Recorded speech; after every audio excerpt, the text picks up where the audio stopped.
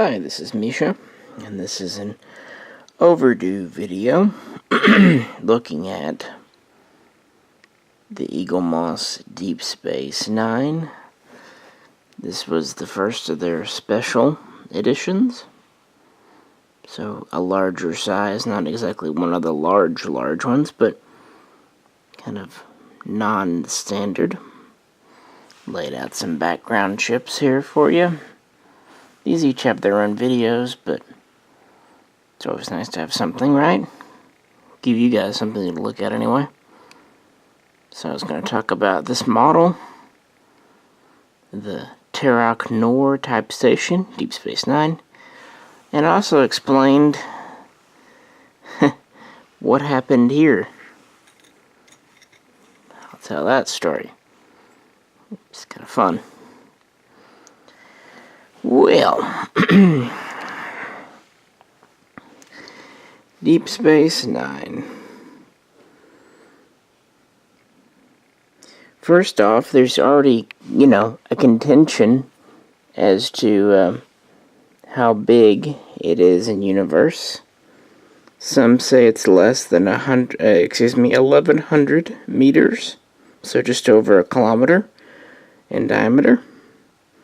Others say that it's 1,600 meters, or even larger, even approaching 2 kilometers. And a general compromise seems to have been reached at about 1,450, which seems about right to me. 1,000, 1,100 seems awfully small considering the Enterprise D was nearly 650, and the Enterprise E even longer than that. So if this is a space station, seems to me it should be kind of larger.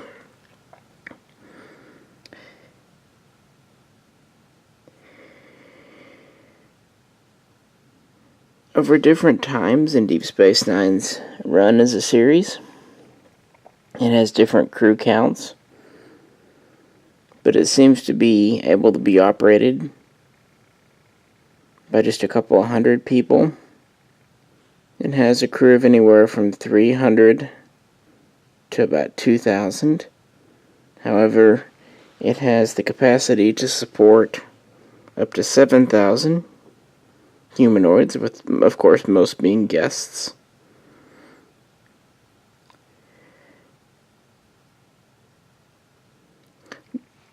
History of this station: it was built in orbit of Bajor between 2346 and 2351. It was constructed under the orders of the Cardassian Union using Bajoran slave labor, and it was primarily assembled to be a iridium, something like that, or processing facility. So basically a, refinery orbiting Bajor, with a secondary role as the command post, basically a base for the Cardassians occupying Bajor. The person in charge of the station was known as the Prefect, and for much of the time, at least later on in the 2360s, it was Gul Dukat, or rather Prefect Dukat, I suppose.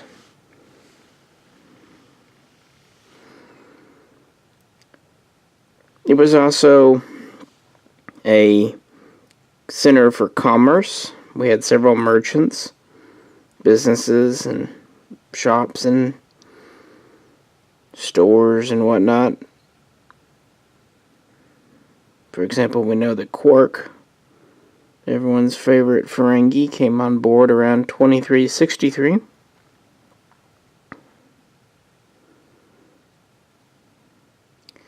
And stayed, of course, until the Cardassians left.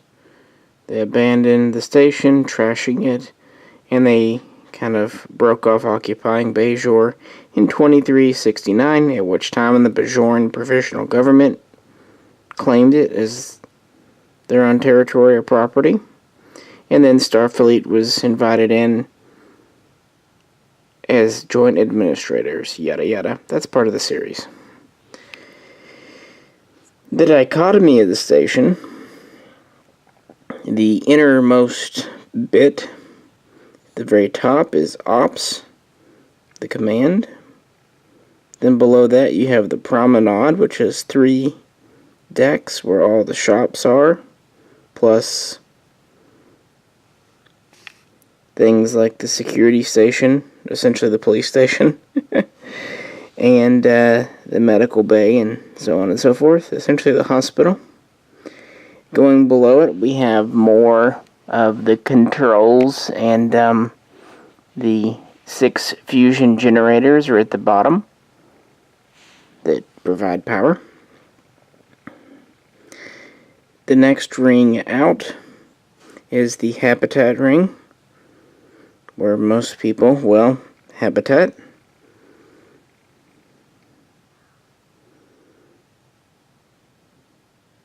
Then the outer ring is the docking ring.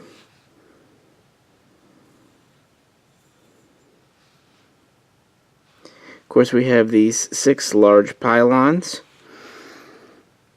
Very tall. What's inside these is mostly ore processing equipment, so once the Federation, get on board, they mostly aren't used for much aside from storage. So most of the pylons, ore processing. Most of the outer ring has cargo holds, cargo transport, storage, that kind of things. It also has thruster units to help keep the station originally in orbit. Later, it can have limited movement. The docking pylons have 6 large docking ports. Then we have 3 medium docking ports on the ring. Then we have 9 smaller docking ports. And finally we have 6 landing or docking pads, like where you see the runabouts.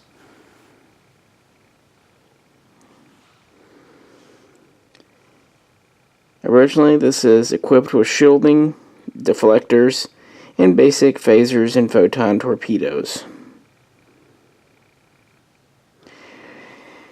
When the Federation takes over administration, originally the USS Enterprise drops off 3 runabout class ships. These are large shuttles or tiny starships, depending on how you look at it. All of them on Deep Space Nine would be named after major rivers on Earth. They have their own video, though, here. There would actually be a total of 16 runabouts stationed at various times on Deep Space Nine. It was kind of the mainstay. And for the first couple of years of operation, it was a major hub. It would be moved from the orbit of Bajor to the mouth of the wormhole, about 1,000 clicks off from the wormhole, once that was discovered, becoming a major trading port. So it ceased to really be an ore processing facility and became more a hub of commerce, trade, and diplomacy. And for a couple of years, that worked pretty well. Well over a dozen new races, most from the Gamma Quadrant, were contacted. It had its first contact here. But then the Dominion, of course. And that's when this ship gets stationed. After the Dominion threat is detected, the small experimental NX class Defiant, USS Defiant, is stationed permanently at Deep Space Nine in 2371, and work begins to upgrade the weaponry. We don't really know exactly what weaponry was on board before, it seemed like it was relatively limited, mostly relying on strong shields and support craft. But by 2372, when the Klingons tried to lay siege to the Bajor system in Deep Space Nine, led by the IKS Negavar and everyone's favorite charming Chancellor Gowron, we know that it had over 5,000 photon torpedoes on board, which could be launched from up to 48 torpedo tubes. It also had 48 phasers on turreted mounts. It had 36 fixed emplacement phasers, and 3 phasers that could kind of slide and beep and bob around. Most of the weapons were on this inner habitat ring, but really they were located everywhere. So it was really beefed up. That was season 4 of the show. And from that point on, of course, it played a major role in the upcoming Dominion War. Right before the war, there was some rocky roads with the Klingons, but then the Khitomer Accords were reestablished, and then from that point on, there would actually be a permanent Klingon contingent, military contingent, on the station, led by General Martok. Then the Dominion, with Cardassians, would take it over at the very tail end of 2373. We're talking like a couple of days before Christmas. And they would occupy it through early 2374. The retaking would last about 3 months. During that time, it would revert to being called Terok Nor, which was its original Cardassian name. Also during the series, we see at least one other station of this type called Impok Nor. It seemed to be, of course it was identical because they reused the same studio model. So this seems to be at least a somewhat common Cardassian station design. Maybe those were the only 2 ever made. Maybe several were made. We don't really know. It's a mystery, guys. So this was a major military center during the Dominion War. The Federation retook it. The last 2 years of the war, it was a major command.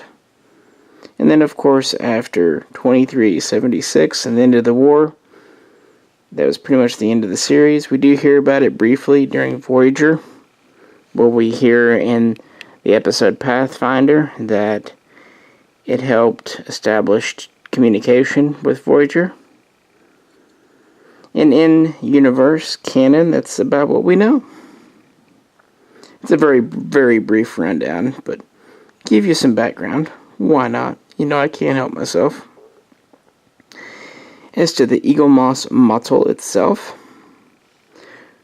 we're at about 6 inches diameter, which is kind of funny because the studio model was 6 feet. So, kind of in proportion. The main body is metal, with the pylons and smaller bits like the ops being the polymer. And like I said, this was the first in their specials. My one big gripe about it is that it did not come with a stand. And I think they thought, well, it can rest on its pylons. I guess, but a stand would have really been nice with this. But again, it was their first special. I think they were still trying to kind of figure it out. So, now, about this. This was my first one. It's also the reason I haven't done a video on Deep Space Nine yet. When I got it in, all the 3 upper pylons were fine. But the one lower, that's actually still on here, was loose in the box. Well, I don't much like to make a fuss. I thought, as you can see here, they peg in. I hope you can see, guys. Anyway. So I thought, well, I'll just stick it in and glue it. Well, my glue worked. I flipped it over. Had it sitting upright. And honestly, if I had not been in the room at the time, I would have blamed the cats. But I was just sitting there on the phone with the customer, and I hear something that sounds like this. Okay. I come over, and it's how you see it here. The other two had given away, fallen off, and I thought, ah, crap. Well, I'll deal with it later. So I flipped it over so it would at least be setting right, and then I hear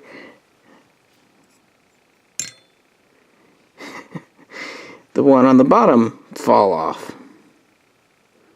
Alright, this is what I told the Eagle Moss rep. I don't mind gluing one back on, but for what these cost, even buying them on sale or whatever, yeah, I'm not going to do 3. Well, 4 if you count the one that's still hanging on. So I said, yeah, at this point, I think they just had a bad glue day. It happens. So, please send me another one. See, they're just not on very stout. I think the glue, maybe it was not a good day for that. Let's see how much the one I glued, how much it takes. Yeah, you can tell the one that I put modeling glue on was much stouter on there. So, it just seems like the glue used was defective. Anyway, you can see the metal part here.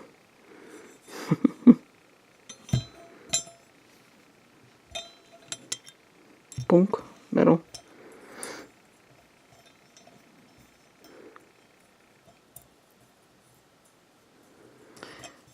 Honestly, even this bottom piece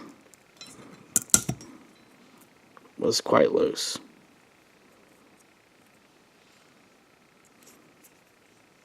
It was wiggly. So, yeah. You get to see me take it apart with one hand.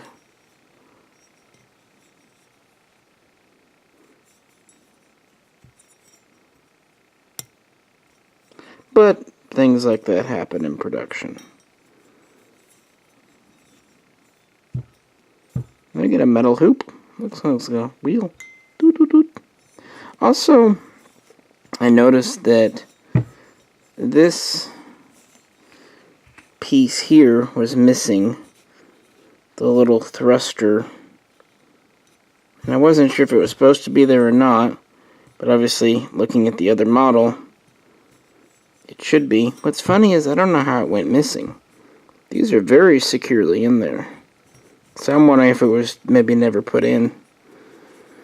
Just seems like it was one made at like 8:05 on a Monday morning, or 4:55 or whenever closing time was on a Friday.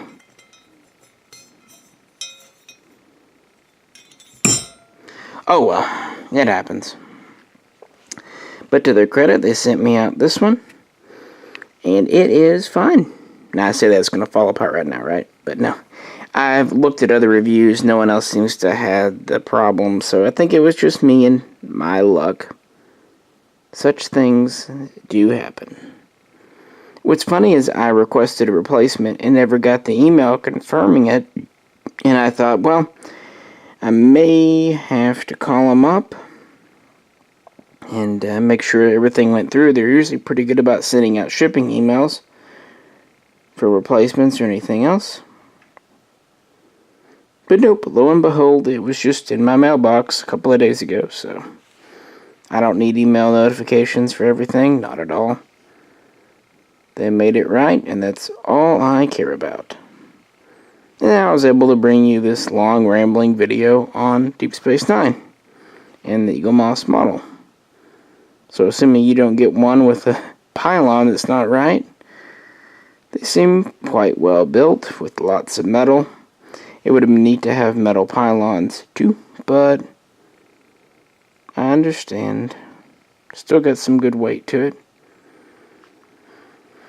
So there you go, folks. A little story and that. And like I said, I've got videos on things like the Runabout. And of course, the Defiant is in several vids. And of course, over here, I just brought the Bajoran or Cardassian freighter out because of the commerce. And then of course, I've got my Cardassian Galore class, which has been in a few videos as well. It's actually kind of one of my favorites. So, overdue, but I hope this was a thorough video. Again, as always with the videography, I do my best, folks. Look at it this way. No matter what, you can be assured you are seeing more than I am.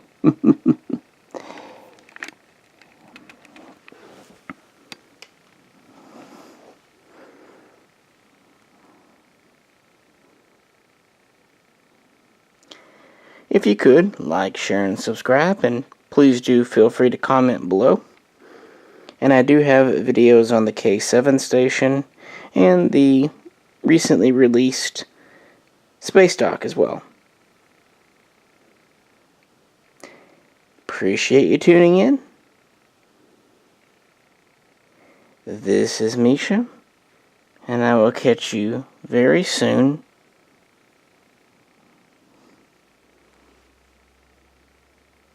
Next time.